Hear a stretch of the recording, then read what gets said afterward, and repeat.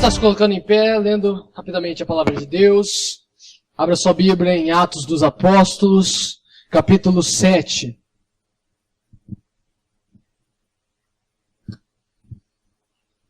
Nove e 5 agora. Prometo que até 9h30 estaremos encerrados. Okay?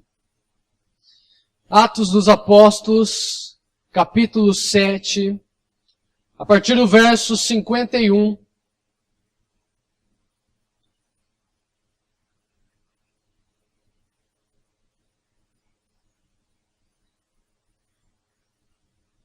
Todos encontraram?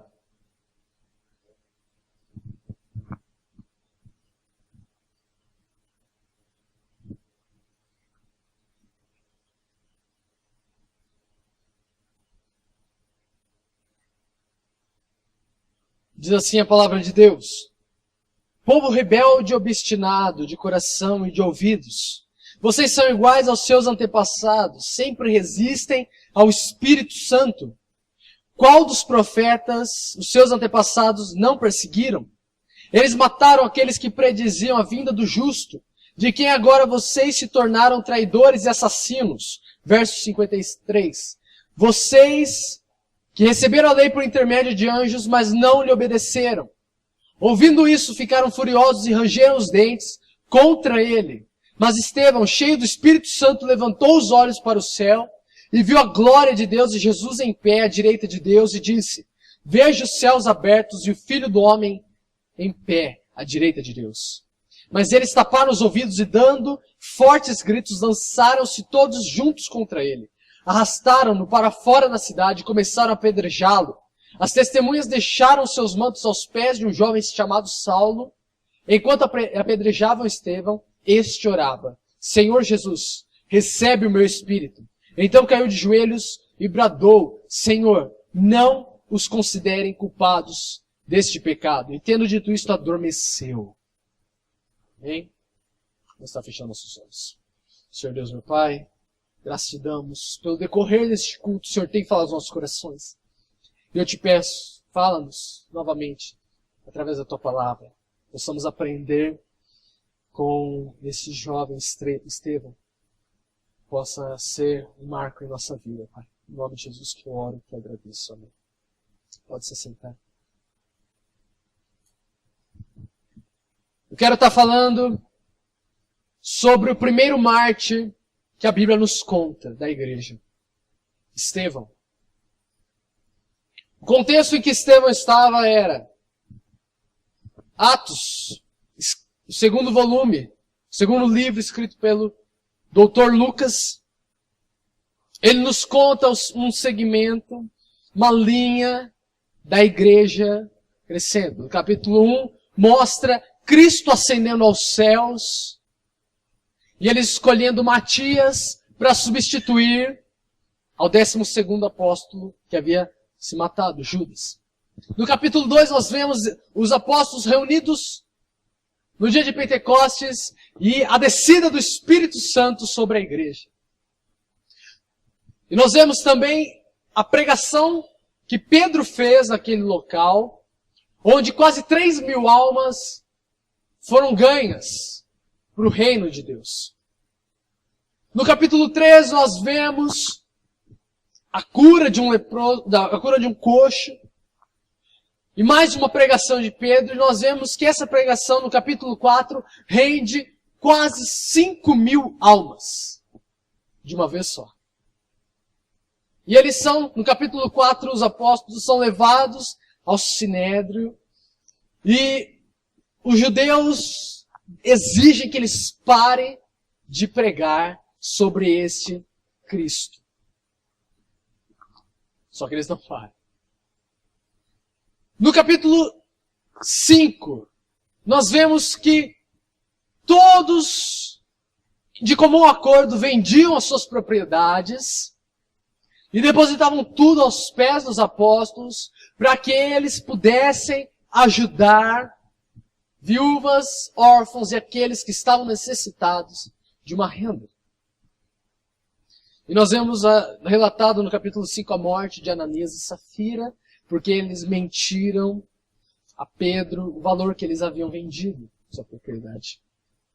E no capítulo 6 nós vemos os gregos reclamando com os apóstolos, porque as viúvas dos gregos estavam sendo debilitadas, elas não estavam sendo alcançadas por essa ajuda, devido estar essa função apenas nas mãos dos apóstolos. Então eles se reúnem e escolhem 7 diáconos que ficariam responsáveis por distribuir essa renda, por cuidar das viúvas e dos órfãos. E um desses diáconos era Estevão.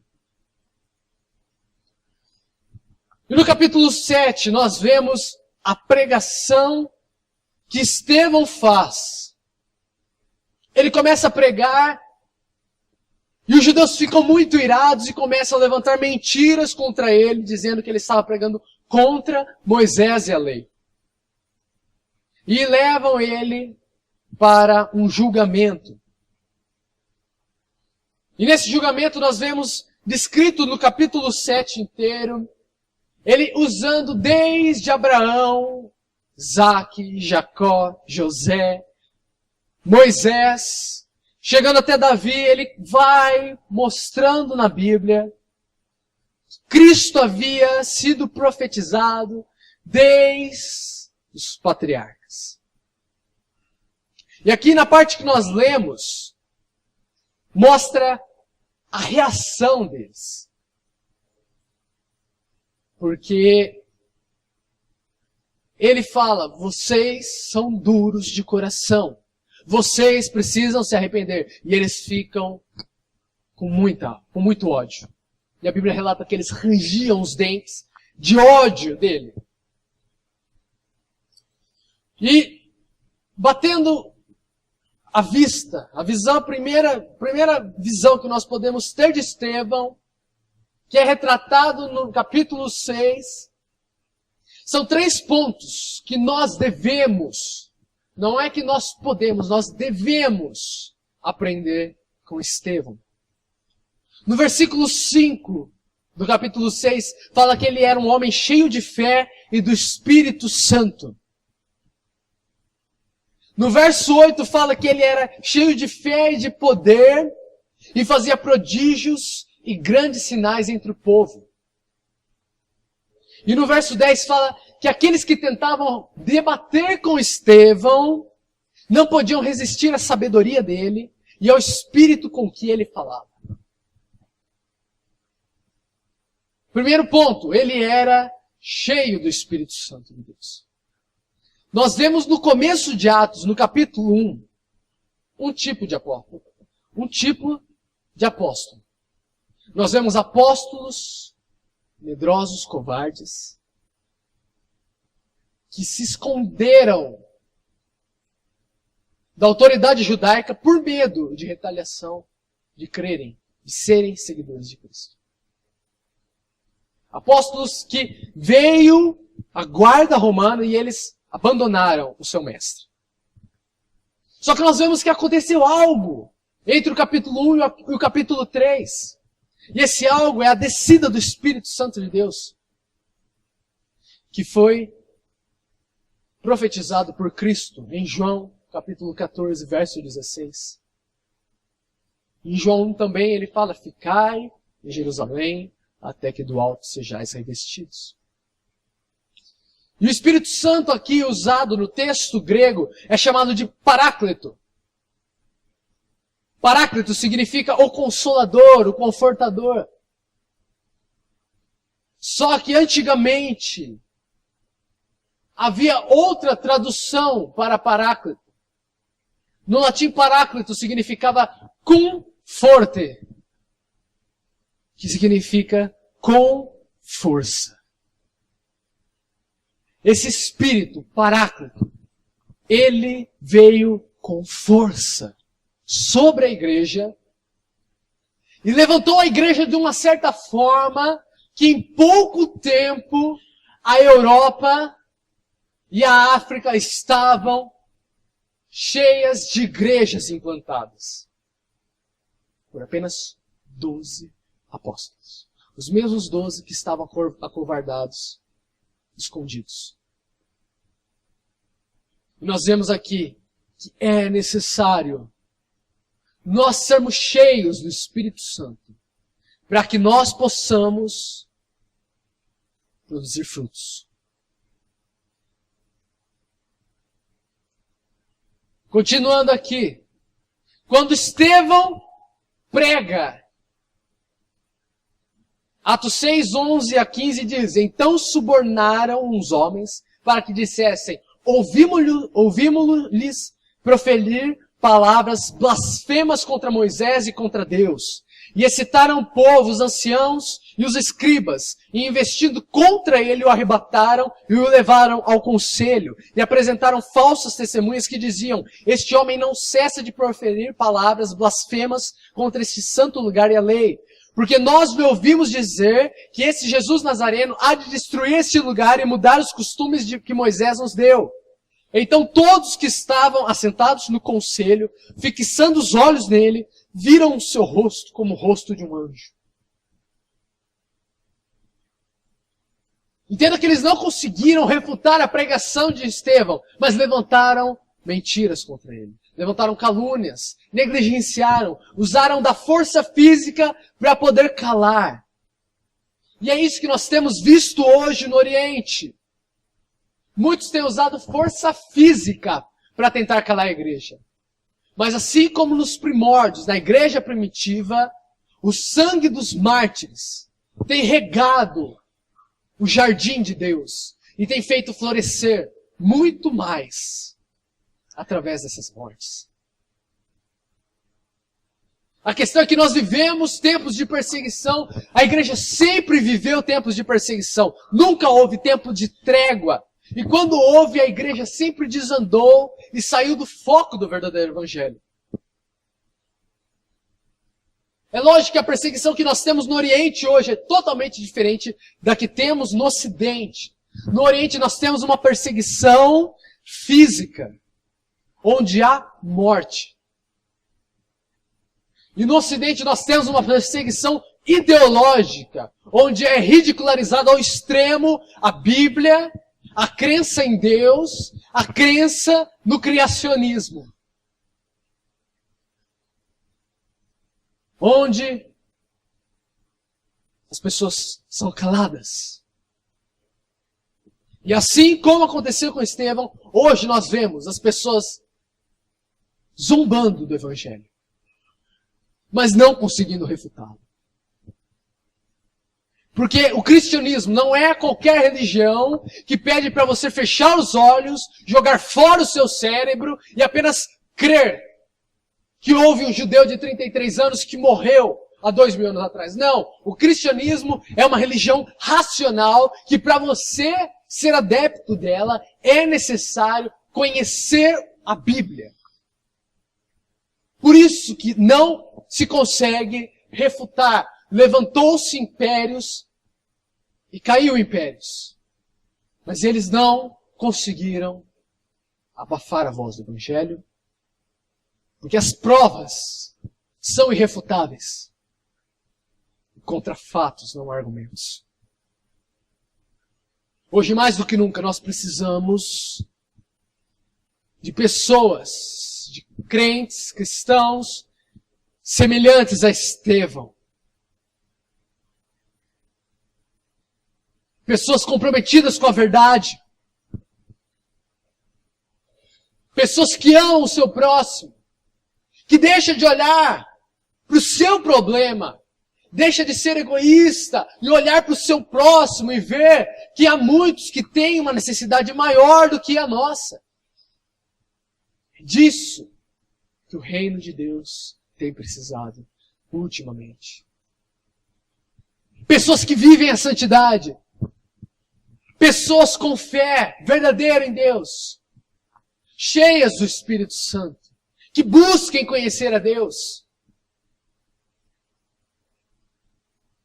Que busquem estar na presença de Deus. Que busquem conhecer a Deus. E nós apenas conheceremos a Deus através da sua palavra.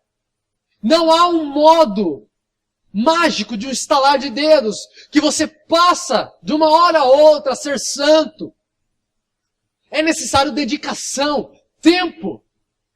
Assim como nós dedicamos as pessoas que nós priorizamos em nossa vida, nós devemos dedicar o nosso tempo a Deus.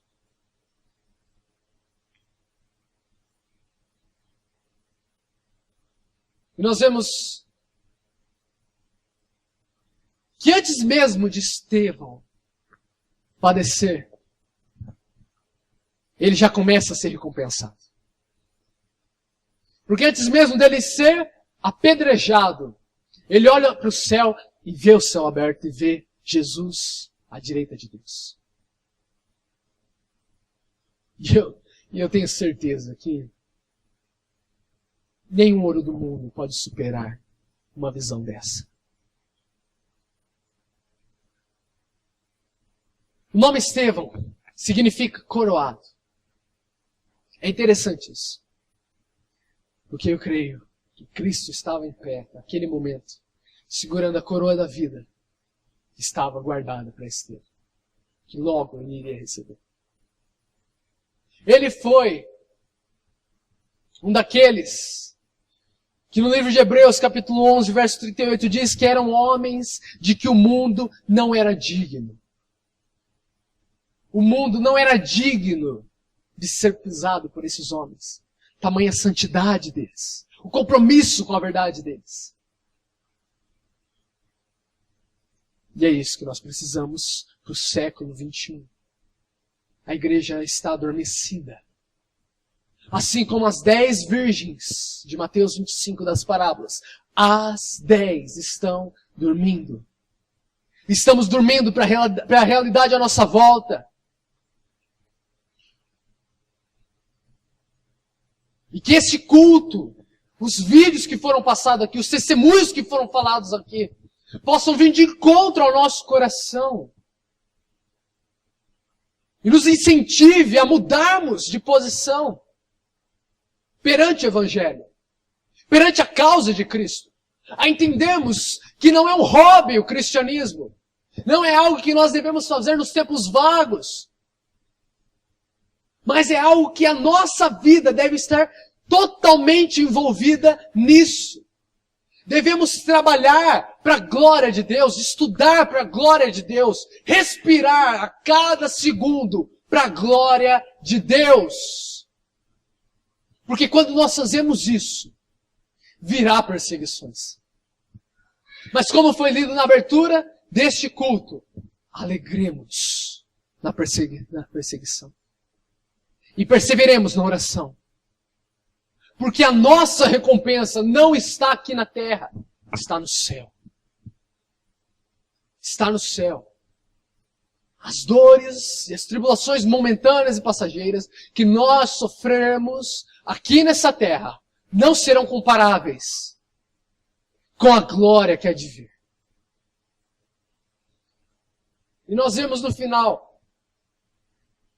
um detalhe que Lucas inclui aqui, que fala que antes deles levarem Estevão a ser apedrejado, eles deixam as suas vestes aos pés de um jovem que mais à frente no livro nós vamos conhecer. Um jovem chamado Saulo. Saulo de Tarso. Um dos maiores perseguidores da igreja.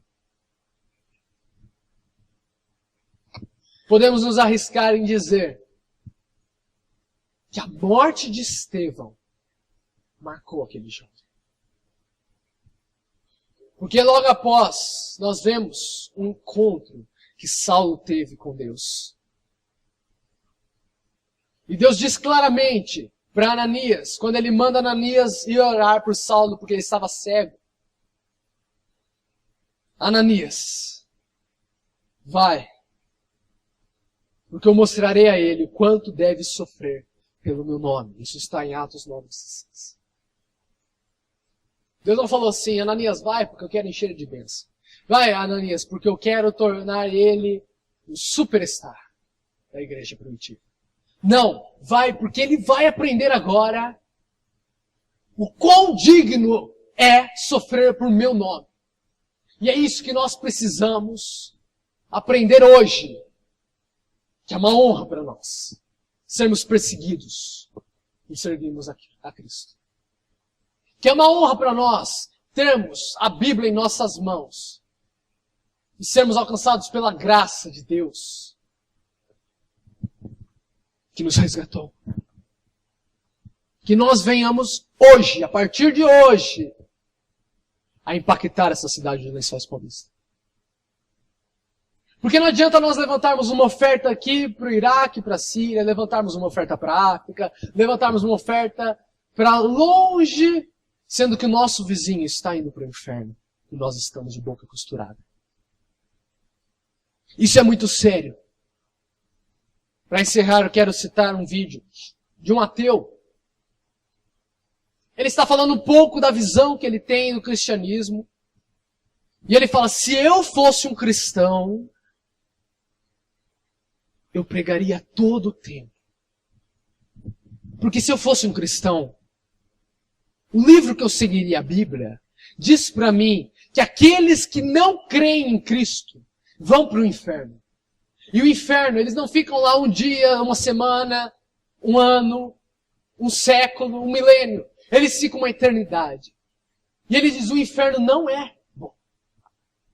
Então eu iria usar todas as minhas forças para alcançar o máximo, o número máximo de pessoas que eu pudesse para livrar a alma delas do inferno. O que nós temos feito hoje como igreja para alcançar as almas? Eu respondo por mim. Não estou fazendo o mínimo que deveria. Que nós venhamos a refletir nisso. Paremos de pensar que é tempo de brincar. Nos próximos anos é muito provável que venha essa perseguição que os nossos irmãos no Iraque e na Síria estão passando aqui no Brasil. E que deixe de ser apenas eles, mas que passará a ser nós. Como será que reagiríamos a uma ameaça de morte? Que possamos pensar nisso. Vamos orar ao Senhor. Senhor Deus, meu Pai, a Tua palavra nos constrange a cada dia mais nos empenharmos a buscar a Tua face. Eu venho aqui te pedir perdão, Senhor, porque nada do que nós podemos fazer é o suficiente comparado àquilo que o Senhor fez por nós naquela cruz. Espírito Santo de Deus, eu te peço que trabalhe nos corações, para que nós possamos entender a gravidade que é, meu Deus, omitirmos o Teu Evangelho. Que não venhamos a ter mais vergonha da Tua palavra, mas que nós tenhamos a convicção e dizer assim como Paulo diz em Romanos 1:16, não me envergonhe do Evangelho, porque é o poder de Deus. Levanta a Tua igreja, Senhor. Levanta jovens, homens e mulheres compromissados com a Tua verdade, assim como Estevão foi. Pessoas que doam a sua vida para o Teu reino crescer. Que hoje possa ser uma data marcante em nossas vidas. Uma data que venhamos a ser impactados, que venhamos a ser confrontados com a verdade. E que busquemos a mudança. Para que o Senhor seja exaltado através de nossas vidas. Que esse é o propósito que fomos chamados, Senhor. Ir e pregar, anunciando até que o Senhor venha. Ora vem, Senhor Jesus. No nome de Jesus que eu oro e que eu agradeço. Amém.